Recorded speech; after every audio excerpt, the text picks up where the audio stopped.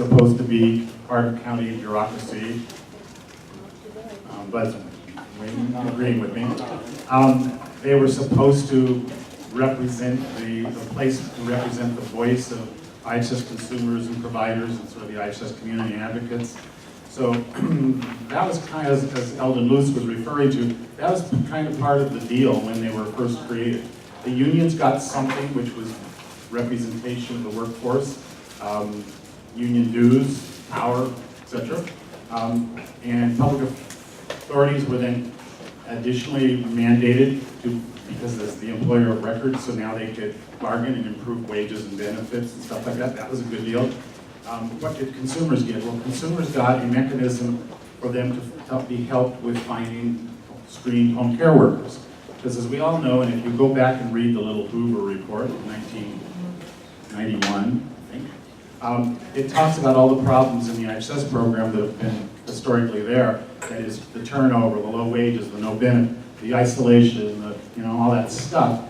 And the public authorities were created to help change some of that.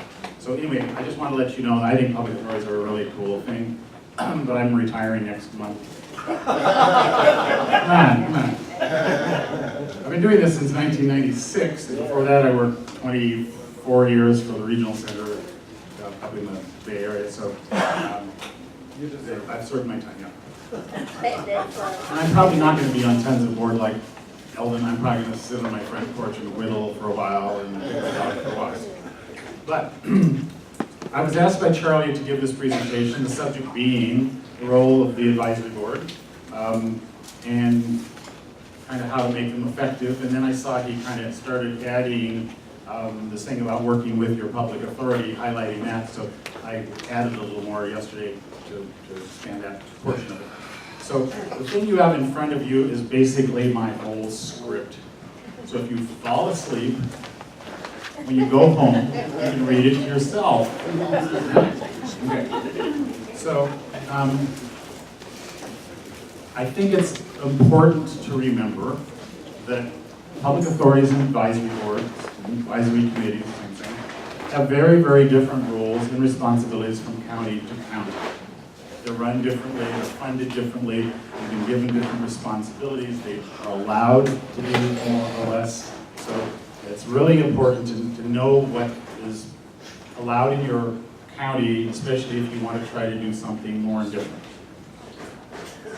You can get yourself in trouble sometimes if you just like run off and start doing stuff that's not allowed. Somebody's not going to be happy with that. Some counties and board supervisors see their advisory boards as having an extremely limited role. Like, we'll tell you to meet every 2 months and then you go home. Other advisory boards, public authority advisory boards, have a much broader role. Activities are allowed. Some of them are way better funded. But, you still should make sure, I hope, in each county that your public authority advisory board members feel like they have a meaningful role. When you talk about the difficulty recruiting board members or feeling like, what are we wasting our time here doing, or we're not donating power, we don't have information, we don't know what's going on, I got to talk to some other member from some other county to find out what's going on in Sacramento. Really, that's not what should happen. And I'm sorry if I upset people by saying that, but I kind of think advisory boards need to have information in order to act responsibly, and they need to be given a meaningful role so they can feel like they achieved something, and so you can attract good candidates to your board. Because if the board doesn't have a meaningful role, you're just going to get people who want to come in out of the rain, once a month. Okay? Now I realize that in Alameda County, where independent living sort of was born and stuff like that, it may be seen as sort of the heaven or nirvana or whatever of public authority, independent movement, allowing for advocacy, support by the advisory board. Alameda County is an extremely liberal county. It has supported labor, so it's been willing to provide a decent wage. The board of supervisors values the public authority. We have a great relationship with our county. So, but things don't necessarily just happen all by themselves, you know. We have worked very hard over the years to take advantage of the benefits that we have of being in a liberal county, with one of the first public authorities that volunteered to have a public authority, that likes the idea of public authority, where the Board of Supervisors has some sense of what we do, but not too much. You know, you don't want to know too much. But supports what we do and appreciates what we do and values what we do. So, again, I'm just saying, I know I'm fortunate to be the director of in a county where the Public Authority Advisory Board is allowed to do a lot and is respected and supported both financially and in other ways. Just to give you some examples, and I'm not trying to brag or anything, but just to give you some examples of that. In Alameda County, we were able to get the Board of Supervisors to agree to add language to our bylaws that not only said that advocacy, which some people aren't allowed to do, was okay, but actually we got them to put language in it that said that is the responsibility of advisory board members.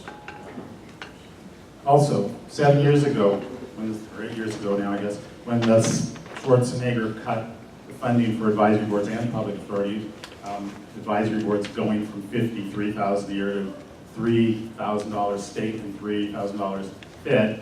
That was a huge cut for some of you, and some of you never recovered from that and aren't able to do what you should be doing or what you used to be doing. In Alameda County, my advisory board members went to the Board of Supervisors and said, how do you expect us to function with $6,000 instead of $53,000? We were never spending the $53,000. I don't think Board of Supes knew that. It was just kind of in my budget, you know, but it was there for them.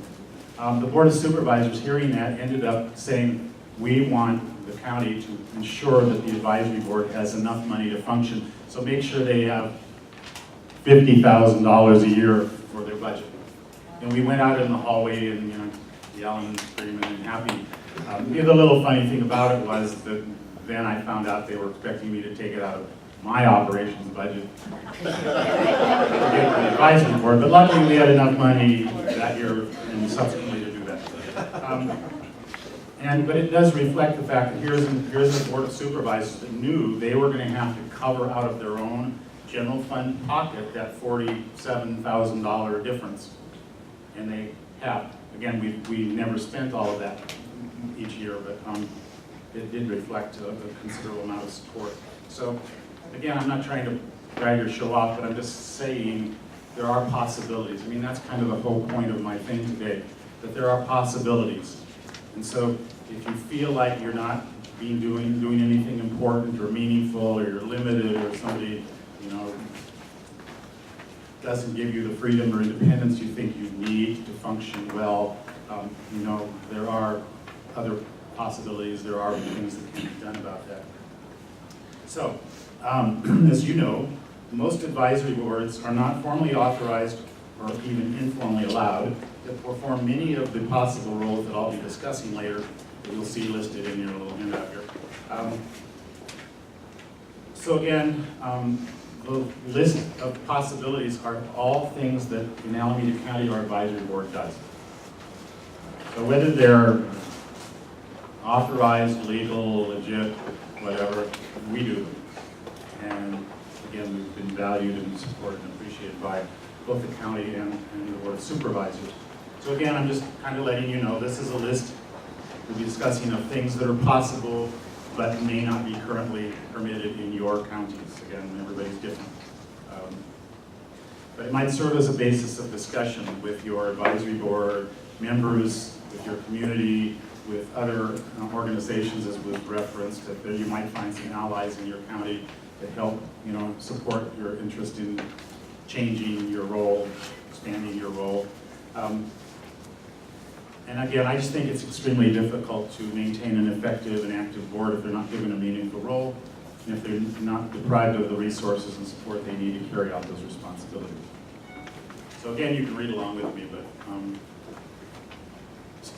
going over some of the ground that was already covered, the W&I Code, Welfare and Institutions Code, section which you really should read because it's that's a long, it starts at 12.301. And part of it says each public authority whose governing body, the Board of Soups usually, is the Board of Soups, must have an advisory committee comprised of a majority of past or present users of publicly or privately paid personal assistance services, not just saying IHS, but most of us just have IHS people on our board as consumers. It also can include up to 2 providers. Only one is required if your county has fewer than 500 IHS recipients. It can also include, and get this is in the W&I Code, advocates for seniors. It can also include up to 1 county representative, I believe. So that's the composition of your advisory board. Whether or not the Board of Supervisors is your governing body, that would be the composition of your advisory board, or if your governing body is really not the Board of Supervisors, but is kind of like that same advisory group, consumers and advocates and providers, that's one of the other models. They still require that same kind of composition. There is a third model that none of us know anything about, right? That consortium model. Is anybody here from Nevada, Sierra Plumas, or wherever? Huh? Yeah, so I don't quite know how those work, but I think they are expected to have an advisory board that's pretty much similar. So a little, again, history. Advisory committees were originally mandated to submit recommendations, this is when they were first being born again, to the Board of Supervisors on their preferred mode of IHSS, that is the independent provider mode that most of us know, where the consumer hires the worker and the worker gets paid through the county level. And then there was also that other model called contract agency, where some agents, some counties, I think there are only a few left, San Francisco, and a few others, who have also a contract with like a home health agency that can send out the worker, their own employee, to a consumer, sort of take it or leave it. But that means that agency is now responsible for training, supervising, managing, replacing that worker, which is an advantage to those people that Deborah was talking about, who just struggle to try to figure out how to interview and select and train and manage their own workers. Also, initially counties, as I think Eldon mentioned, were supposed to have an advisory board for their IHSS program and an advisory board for the public authority. But then the sneaky state said, but we're only going to fund one of those. So most people had one advisory committee that functioned for both. And then, again, 8 years ago when they cut the funding for the advisory boards, they at the same time took away the mandate, the requirement for there to be an advisory board for IHSS. But for many of us, we just keep on functioning like we've been functioning, because if you're going to be making recommendations to your governing body about IHSS, or you're going to be making recommendations to your public authority about their services, kind of seems like you should be able to also make recommendations about the actual IHSS program. So many of us sort of still see that kind of joint responsibility to be advisory both to the IHSS program and to the public authority. And if you're doing it right, the county should appreciate that. You would hope that the county IHSS program would like to know things that they could do to make their program better, to deal with problems that people have with the IHSS program, whether it's payroll, late checks, nobody answers the phone, nobody calls you, blah, blah, blah, blah. You know, you'd like to think that they would care enough to have that kind of feedback from the people they serve, but it doesn't always work that way.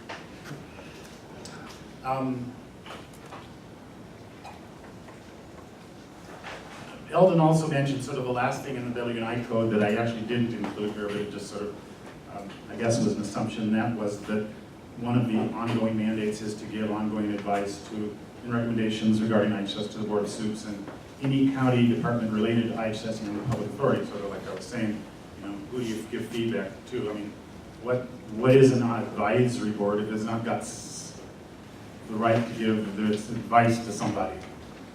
It's a coffee klatch, you know? So there isn't much else specified in the W&I code about the role of advisory boards. So many of us have sort of evolved And you evolve by having somebody formally approve your role, or allows you to do stuff. And sometimes the stuff you've been allowed to do that isn't like written anywhere official, it wasn't like the Board of Supervisors said, okay, here is the things you are to do. Sometimes the stuff you just do that nobody tells you to stop is actually the most important stuff that you're doing.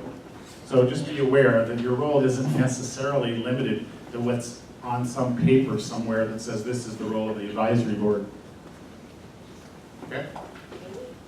So if you're getting the hint that I've got a little bit of a troublemaker sort of character, you're paying attention.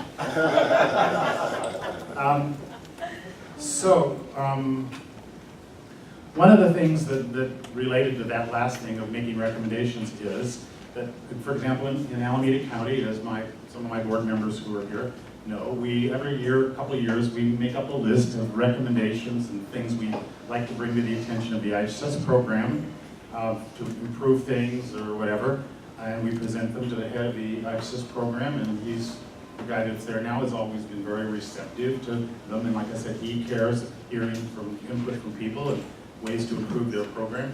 And because of those kinds of lists that we've submitted every couple of years, we've actually, I think, had a considerable impact on how the IHSS program in Alameda County operates.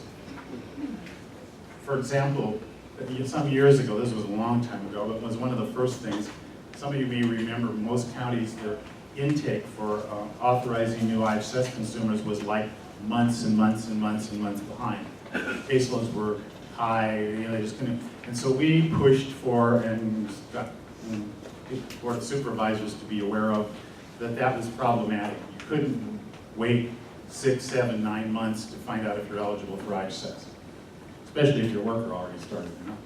So they found a way to move resources to reduce that backlog in intake. And I thought that was extremely important. Another thing, more recently, they agreed to try to put more IHSS forms online on the county's website, or at least have them available in the lobby for people, or stuff like that.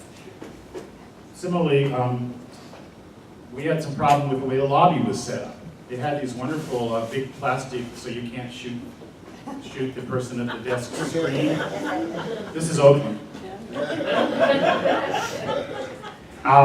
Which meant that if you went up to that plexiglass screen, they couldn't hear you on the other side. So you had to say, so my social security number is the problem I'm having with my wife, or my, And then we finally got them, and also all the counters were this high. It meant if you were in a wheelchair, you went. So we got them to change the configuration of the lobby and cut the thing down, get rid of the, the plexiglass screen and stuff like that. So that was another thing we were very happy to impact. Similarly, we've made efforts to try to get them to have a more responsive payroll department, like answering the phone occasionally. And a less frustrating phone system. Our phone system was like insane. You punch in, we have a phone system where you punch in your worker ID number and the consumer ID number, and it can tell you what happened to your paycheck, whether it was been mailed, so the same stuff that I think is now available at the state level. But anyways, we had that kind of a system. But if you wanted to, please send me a new, enrollment form, or I want to report a change of address, or something, there weren't really ways to get there to leave that information. So it was just badly designed, and it's now been improved considerably. Again, these are just things we were able to do just by making recommendations to our IHSS program. So now here's my tough question for you guys. Raise your hand if you've ever submitted a formal list of recommendations or concerns to your IHSS program trying to improve how its operation. That's more than I thought, but that's great. So I'm glad others are doing that too, because to me that's kind of one of the main things you're supposed to do. People who didn't raise their hand, maybe that's something that should be happening in your county. You should take that mandate seriously to look at the IHSS program, unless you're perfectly happy with the way it runs, and everybody's delighted to get their paycheck 3 months after they start as a worker and all that kind of stuff. you know, you do have an opportunity to give feedback to the county, to tell them things you would like done better, differently. And again, it'd be nice to think that they'd be receptive and appreciative. So I'm going on, as you'll see on the bottom of page 2, it lists other sort of possible roles, functions of advisory boards, and I'm just going to quickly go through them. These are, again, things we do in Alameda County. When I was in San Francisco, we did most of these things, I think still. Is Kelly still here? But I don't know about all the other public authorities, you know, what exactly they're allowed or not allowed to do. So, but these are things that actually are being done at one or more public authorities, and maybe more than I even know. So we actually, the advisory board members, go out and recruit new board members. In fact, I think that's the best way to get good board members, is to have the current board members run out and each, you know, Sandra knows. I said, go out, at least find one good candidate every year. Go out and find one, and encourage them to apply to us. So they submit their applications to me. I explain the role. They get interviewed by a subcommittee of our advisory board. Then the full board votes on who they want to fill the vacant positions. That recommendation goes to the Board of Supervisors. Board of Supervisors rubber stamps it every time we send it, so they're good with it. Sometimes the Board of Supervisors kind of have this little flashlight. Aren't we supposed to find these people, and aren't they supposed to be from our district? But there's no requirement that they be. So again, it's just practice and tradition maybe. But you might find you get a better quality of board members if you yourself take the responsibility to go out and find really, really good people that you think would contribute to your board and work well with each other. Okay. Next we have, I am, as I said, retiring, and they've just announced that they've chosen my replacement, that they won't tell anybody who it is until June 2nd when the Board of Suits approves that. But when I was hired, there were just a couple of my staff, the staff from the public authority that were there. They hadn't had an executive director for 18 months. But they took a couple of staff from the public authority, like the guy who runs the registry and a person in charge of training or whoever. And they and a couple of board members and the head of the adult services were the selection committee. They interviewed me, you know. I kind of joked that they really weren't, I don't think, making a huge recruitment effort in those days. That was in 2001. I actually joked that the way they recruited me was probably just by putting a sign up in a Safeway bulletin board somewhere. But when I announced my resignation, I gave them 7 months because I knew the process might be more complicated and I wanted to get out by the end of June. So I gave them 7 months to get the replacement, and they're just barely squeaking by. But they did agree to allow our advisory board members, 4 of them, plus the head of adult services, to be the selection committee. So that is the group that interviewed, screened, narrowed down the applicants. They actually hired some headhunter firm just because they suddenly decided my job was way more important than anybody else ever did before. But that's how they sort of got the applications and stuff.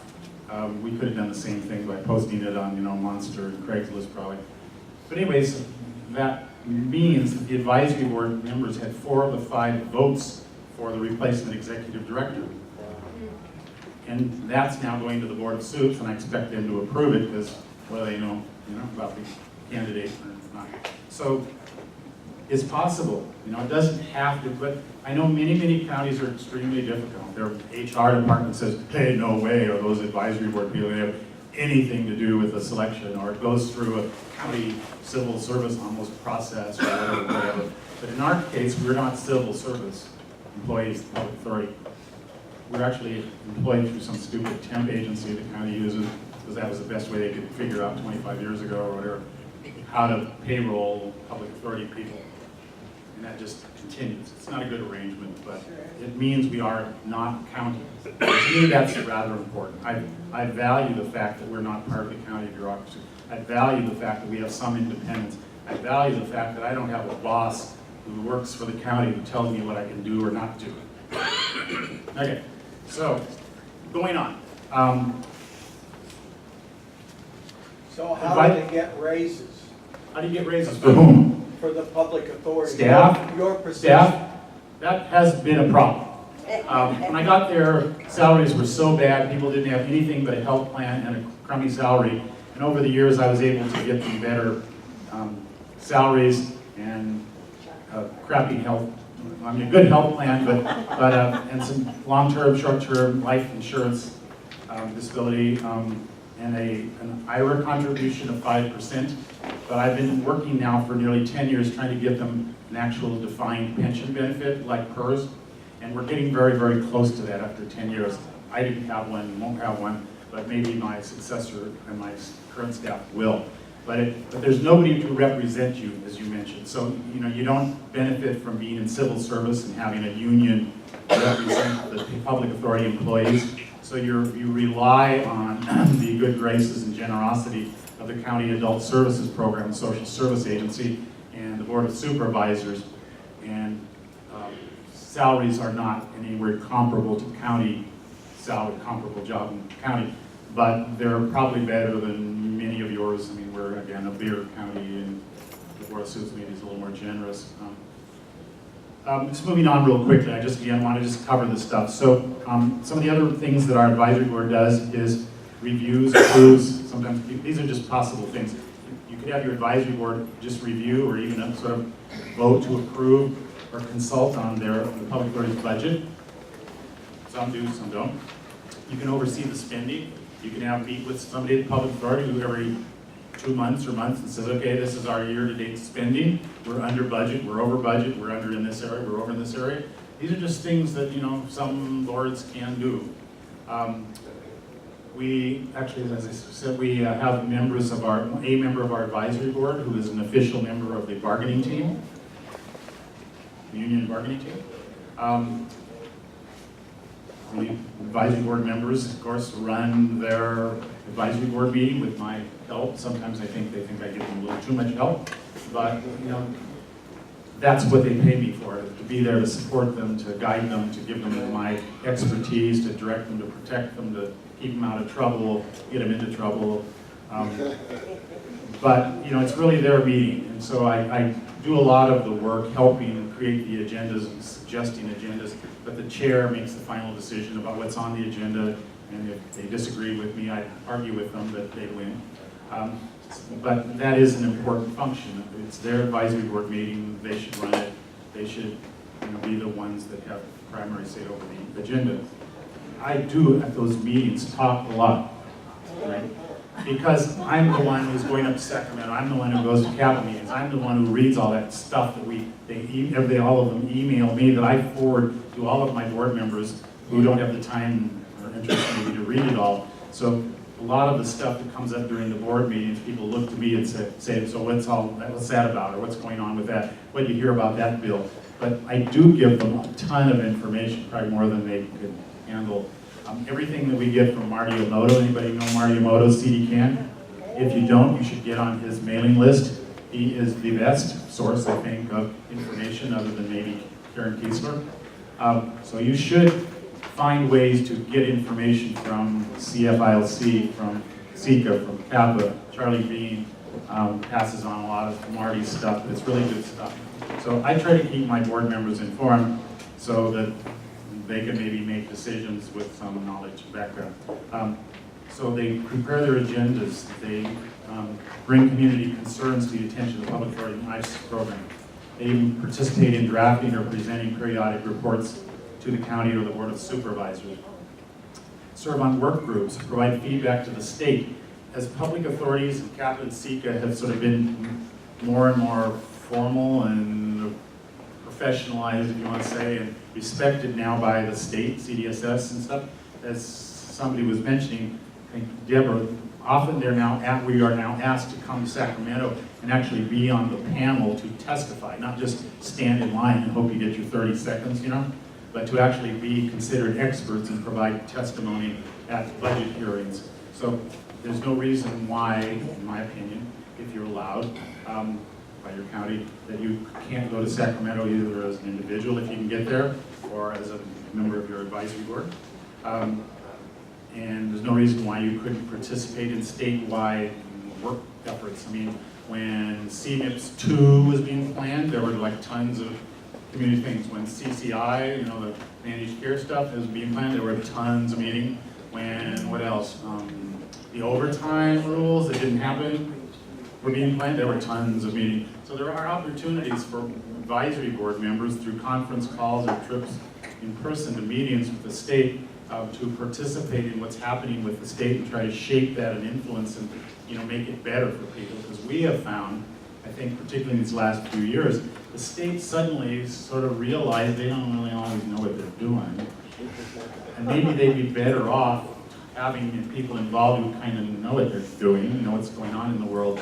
So I feel like in the past 3 years, say, Bud, the state really utilizes the feedback and participation of CAPA, CICA, advisory board members and consumers and others as they're planning stuff, because they've too often announced stuff that was really stupid, and then they had to deal with the fallout of that and fix it, or, you know. So I think that's something that people can participate in, and it's not necessarily like this evil advocacy that some people are threatened by, but it's a way to shape what's happening in the program that serves you. What else? Same thing sort of locally, that sometimes you have work groups locally. We've had work groups and retreats where we talk about what's happening with the public authority, or we sort of do this kind of informal or low-key kind of strategic planning, like what do we want the public authority to be and do during these next few years. And then we have board members who, you know, say, okay, I'll do this, I'll explore that, or I'll work on that. So there are things that can be done locally to move your public authority forward into the future, and to, you know, set goals and objectives, or whatever you want to call it. I'm not too big on strategic planning in its most complicated sense, because I've seen too often people spend all their time planning and then there isn't any energy left for doing anything. So I kind of start off and say, what do you guys want to have different in, you know, the public authority in the county? And we sort of pick practical things that we think we want to change or improve, and we work towards them. Every 3 or 4 years, we've had a kind of a retreat where we just get together for a whole day and talk about what we want to do in a sort of a structured sense, and we've even, in most cases, hired sort of a facilitator to come in and lead that discussion, so it wouldn't be dominated by your executive.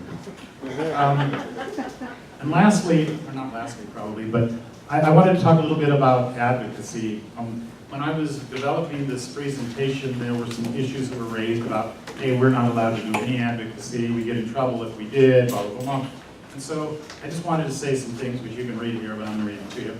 So advocacy by an advisory committee is seen by some counties as an inappropriate role. It's like, you don't do that. We have county lobbyists. They do the lobbying, advocacy for us. You just kind of like, you know, be quiet. And so many counties just feel like advisory boards are not to be advocacy organizations, whatever advocacy means to them, but presumably something sort of threatening, maybe get out of control, maybe complain and raise hell. But you got to realize that as a member of an advisory board, you are representing IHS consumers, workers, other advocates, and guess what?